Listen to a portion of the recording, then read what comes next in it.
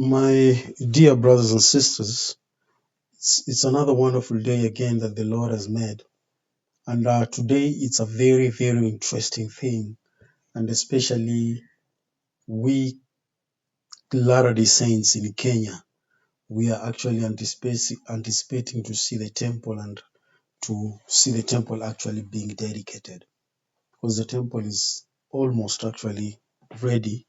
And what we are only doing is that we are only waiting for a few things here and there to be finished up so that the temple can finally be dedicated and we can start actually receiving covenants with our Heavenly Father. Now, I came across one of the most fascinating things, and this is one of the greatest things when you hear one of the most astonishing, let me use the word, astonishing thing when you hear that somebody was once working in the temple as a temple worker. Somebody was leading people through ordinances that they've ended up actually losing faith over what they've been doing for all the years, you know. And this is something that really touched me. And I remember in our leadership training, we were taught some of the things that we need actually to put into consideration, especially when actually approving temple recommends to people, that we need to make sure that they fully understand what the Lord requires of them and they really understand the principles they're supposed to keep. Okay, and which is one of the main requirements is that they're supposed to be faithful tithe payers. And there are other things also they need to be able to ensure that they follow, because somebody can pay tithing simply because he can afford. But paying tithing and not keeping the principles, they're two different things. You know, you can pay your tithing, but you are abusing your family. You can pay tithing, but at the same time, you're also breaking chastity. And you can pay tithing at the same time, you're breaking the word of wisdom. That one still the Lord will not actually, honor you. It means you're not keeping the covenants. And when you're doing that, you are keeping what we call the Mosaic law. You're just doing things physically, but spiritually, you are not yet a changed person. So I came across this video where a sister, she's actually confessing to have actually lost faith, in everything. And even though he was actually a temple worker, I want you to join with me just to see a clip of what she's saying, and then we can proceed. Please welcome. Because one thing I find that my story is kind of interesting because, like I told you that I was a temple worker, I was literally listening to Mormon Stories episodes on my way to the temple. That is some major. Wait a minute, you're going to do a temple work, which is like a 5-hour, time at the temple, and I'm like in my car listening to Mormon Stories. So there was some obvious like compartmentalization going on. Now I'm probably that's a short drive, right? Yeah, I mean it was like a 10-minute drive, but like, the juxtaposition is interesting. I feel it's very recent. And when I started listening to Mormon Stories, I only really listened to stories from regular people. I just found that, especially listening to women, everybody wants to feel like they're not alone. And when you can hear somebody echoing something that maybe you've been keeping inside, a thought you've been keeping inside, you're like, oh, me too. That's how I've been feeling. And so when I would hear some stories and I would resonate with some things, I thought, that makes me feel so good that I'm not alone. And so if I can share some things that, like, especially people who are, I'm a cusper, I'm a zillennial is what I say, because I don't quite fit into either, but I'm young and it feels very current for what I went through. And I think a lot of people are going through that. And so if anybody can relate to anything I'm saying, then I feel that that's great. I could help somebody feel that they're not alone. Beautiful. Can I ask you right off, just because you brought it up, if there are any interviews that kind of stick out in your mind in particular that made you feel less alone, since you brought it up? That's putting her on the spot, but It's also Yeah, a great I mean, question. It's a great question. Yeah. I've listened to so many Mormon stories the past 3 months. Like, you wouldn't believe how many I've listened to. But I did really love Liz Lamson's episode because she's an artist and I'm an artist. And I just love her creative style. And yeah, just like I really resonated with trying really hard to do what you were supposed to do. And it just not working. But did you bring costume changes? I didn't, but I did bring some journals because, as anyone knows who has grown up in the church, journaling is very encouraged because family history, posterity, right? But will my posterity be embarrassed by what I wrote in my journals? I don't know, but I thought I would share some interesting entries today. So. That's great. I can't wait. Okay, well, let's dig in. I'm guessing you've got pioneer ancestry. Yeah. But let's just go to your parents. Tell us real quickly, and anything you want to, just generically about your parents' background, how they met, and what the context of your early family was like. Yeah, so I definitely have pioneer heritage. My mom grew up in California, met my dad at BYU. I think they were living at the Riviera, which... Probably the same time I was there, I'm guessing. I mean, you guys could probably be my parents. I'm sure I'm a similar age to some of your kids. But, my mom was engaged at 19, married at 20, very young. And then they, 2 years later, had their first child. And my dad grew up in Springville, Utah, and that's where I grew up, which Springville seems like it's kind of an epicenter of some weirdness. Kind of hopping. Which I actually didn't know because I wasn't aware of these things until like this year, basically, of like Ruby Franke, who's from Springville, right? Yep. And then who else? What's his name? Chad Daybell? Chad Daybell was living in Springville. I'm what is going on with Springville? Yeah. It just seemed like something in the water. Just seemed like a quaint, nice town when I was growing up there. Yeah. But yep. There's always that weird stuff under the surface of those bucolic towns. Yeah, which I kind of realized, like my childhood seemed quite idyllic. I think I come from a privileged household. Parents are both married, kind of lovely, 5 kids in the family, and just seemed like everything's quite idyllic. But as I'm looking back, I'm like, oh, there are some things that showed a little bit of cracks in the snow globe, in the perfect little snow globe, which I think, Utah Valley, we'd call it Happy Valley, because it seems like there's more of a concentration of very devout membership, more so than Salt Lake, which is kind of funny that it used to be the epicenter of Mormonism, and now it's kind of gone down. But gone south. When I was a kid, I sort of thought that everybody was Mormon when I was really little, and my across the street neighbors weren't. I think they were Christian of some other denomination, and I remember playing with my friend and just kind of like realizing that she wasn't Mormon. My brain was like, wait a minute, like there's other things in the universe. Like when you're a small child, you only really have such a narrow view. Yeah. And so I came from that in the very beginning. Everybody, I thought every household in our entire neighborhood was Mormon, but they weren't. But another thing that's interesting that I'm looking back on is that this is a thing that's kind of going throughout Utah, is like there's prescription drug problems in Utah. Yeah. This is a really crazy story, but when my family went to church one day, my older brother when you listen to that interview, you will realize what she's saying. And most of the things, I think they were psychological. Psychological in a sense that she grew up knowing that the church was the only church people go to. She had any idea of other beliefs, what other Christians believe in. What she believed in was just, the church, the LDS church, and that is how because that is where she was born, that is where she was raised, and all that. And I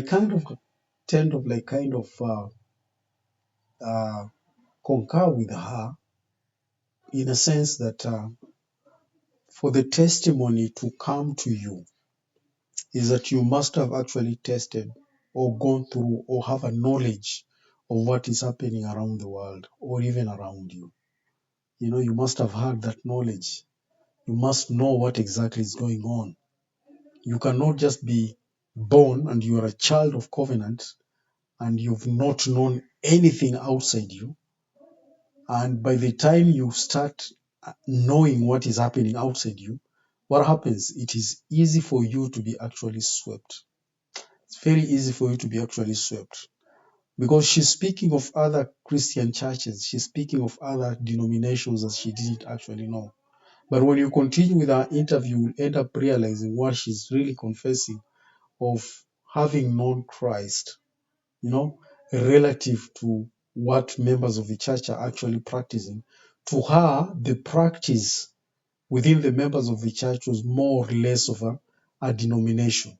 Now, when I speak of a denomination, it is simply for her, it was only a program, you know, it was like a series of programs that she was actually, you know, equipped in following. And she did have that time to reevaluate her faith and understand what exactly the Lord's relationship with her was all about, you know. And that is what it is, my wonderful brothers and sisters. It is actually dangerous sometimes because if you want to be a radical, okay, if you want to be a radical, you can be a radical. And if you want to be just a religionist, you can be a religionist. But if you want to build that relationship with the Savior, it is more easier in the church than any other place. Believe you me, I've been in those areas. There is no any other place that you can actually build that relationship with the Savior other than in the Church of Jesus Christ of Latter-day Saints. It's so easy, so easy.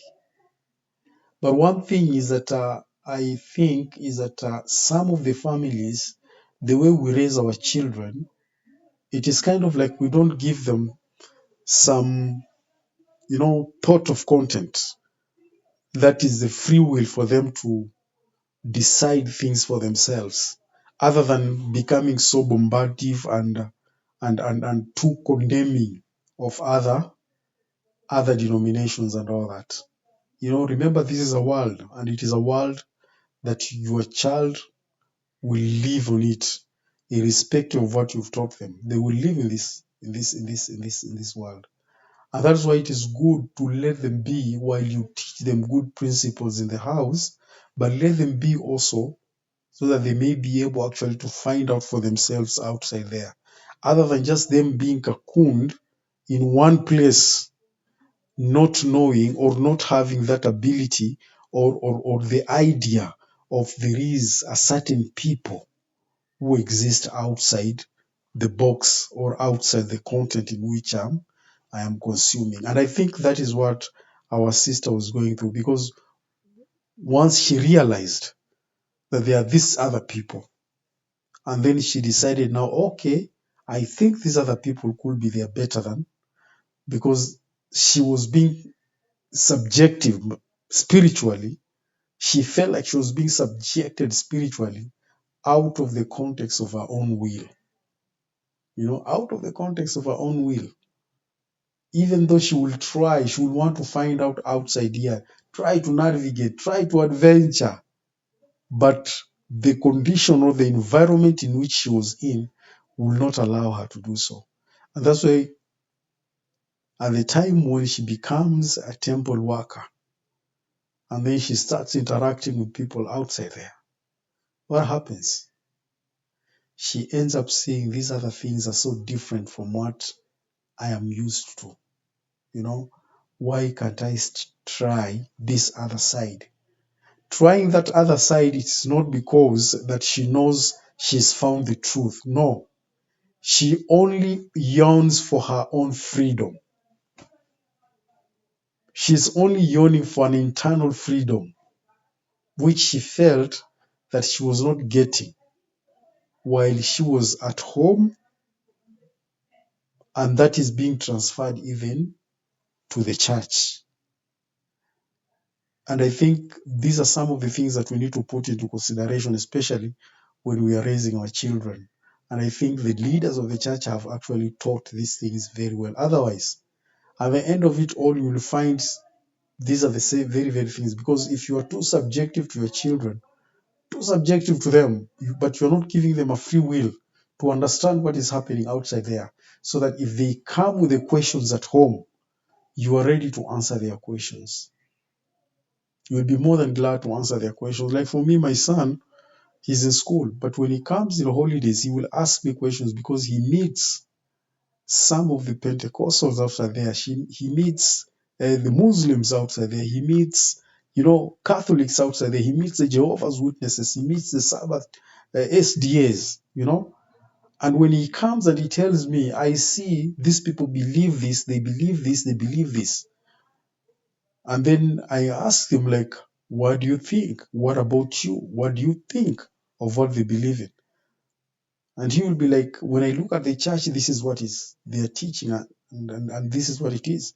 And then from there, I find an opportunity of helping him to see actually the perspective of everything, so that he may know where these people are actually wrong, where the other people are wrong, and where we, as members of the Church of Jesus Christ of Latter-day Saints, where we are right.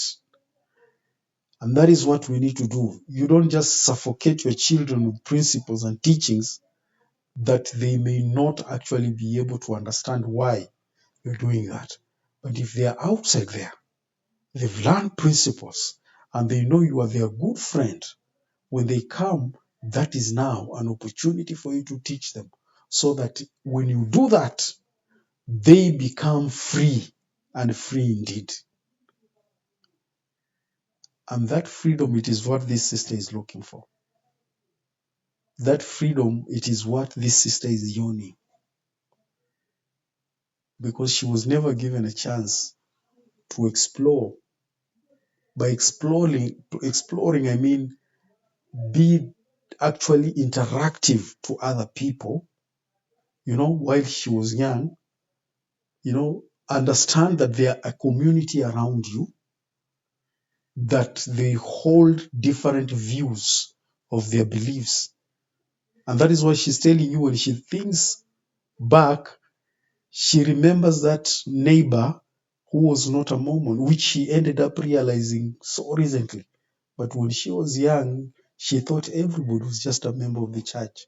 So she didn't even have time to be well-rounded. And that is why at such critical moment, when she's working as a temple worker, she ends up realizing, wow, this is what it is. This is the freedom I need. And then because of that freedom she was yearning, what happens? She kicks herself out of the church. Very interesting, my dear, wonderful brothers and sisters. Very interesting. And if you have any comments or suggestions, you can drop them down. And maybe if you want to see the full of our video, maybe you can find out that video so that you can follow the entire interview, so that you can listen to what she has to say.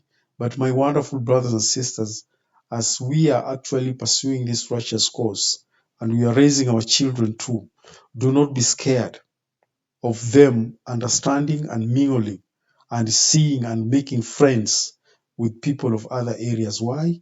Because in that, it will give you an opportunity for you to teach better, and also it will give them an opportunity for them to build their testimony more, and their testimonies will be more strengthened.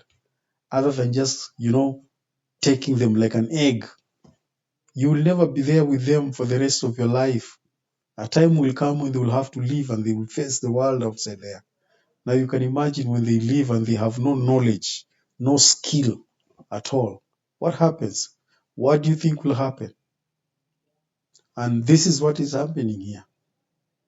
And this is what she calls freedom, because she thought that, okay, this is what I'm feeling, so other people are also feeling the way I'm feeling. So the only justification is to kick myself out of the church. And this is what is happening here. Otherwise, that is my view and those are my sentiments. Thank you very much. God bless you. And I'm looking forward to see you again next time. Thank you.